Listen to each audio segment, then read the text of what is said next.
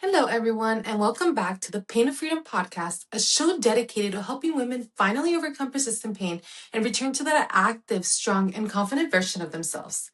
I'm your host, Dr. Liz Basan. I'm a physical therapist and an online coach, and every week we'll talk about the real strategies to break free from the pain cycle and take back control of your health. It's time to move freely, feel strong, and finally enjoy life again. Let's get started. So, a question that I get all the time is, why do flare ups keep happening even when I'm doing everything right? And honestly, it's so frustrating. You graduate therapy, you have some relief, and you start thinking, like, okay, I'm better now. So then what? You try to go back to that workout class that you missed so much, or you push your body, a little bit more, and then boom, what happens? A flare up hits. And you're left wondering, like, what did I do wrong? So let's talk about why this keeps happening. When someone is dealing with persistent or recurring pain, it almost always comes down to two things: the muscular system and the nervous system. Most people are only addressing one of those, and sometimes neither in the right way. One of the biggest mistakes I see is that women are doing exercises, but those exercises were never actually progress. Maybe you get really good at those bird dogs and glute bridges, which is great, but what you really want to do is run, lift heavier, go to all your favorite workout classes. So if you start feeling a little better and you jump straight back into running or those high intensity workouts, that's when your body flares up again. And not because you're weak or broken, it's because you did too much too soon. So think about training for a marathon.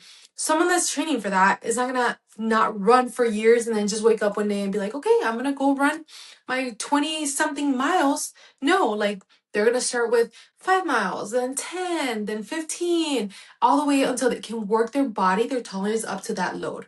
Your body, it needs time to adapt to that load. So why do we expect our bodies to go from doing like little bird dogs to going back to running or jumping, right? So if your goal is to get back to running or something more impact, we have to start somewhere.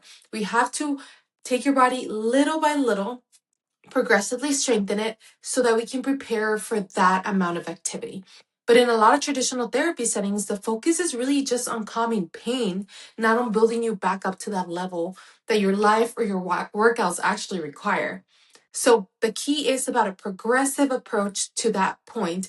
And as you're progressively overloading, flare-ups are going to happen, right? They are part of the process because we're asking your body to get out of the comfort zone, out of its comfort zone, right? To push a little bit more, to lift a little bit more. So yes, flare-ups are going to happen, but it's about modifying the load and finding ways to minimize those flare-up episodes that you have. So there is a way to find that specific intensity of strength training that can help you get stronger, but minimize flare-ups or even avoid flare-ups too.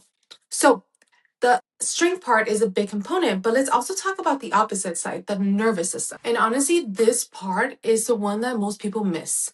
If you get injured doing a certain activity, like let's say like running, your brain starts to associate that activity with pain. So it's something that our brain normally does to protect us. But when we think about running is a very normal activity that a lot of people do. So the pain that you're feeling is not because there's actual damage, but because your brain is stuck being overprotected.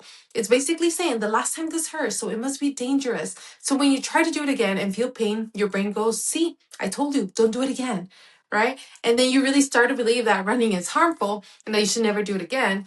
But it's really about sensitivity. Your alarm system is just turned up way too high. So the solution isn't to avoid movement forever, and it's not pushing through pain blindly either, but it's about gradual exposure. We slowly strengthen the body. We expose you to the activity little by little, and we teach your brain that movement is safe again, that running isn't actually dangerous. And over time, the nervous system calms down, the alarm quiets, and flare ups become less intense and less frequent.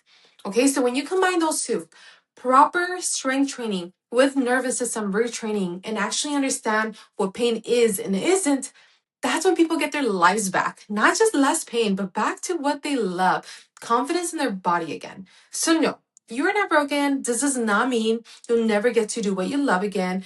It's just that you need a plan specific to you that respects pain, but still moves you forward little by little.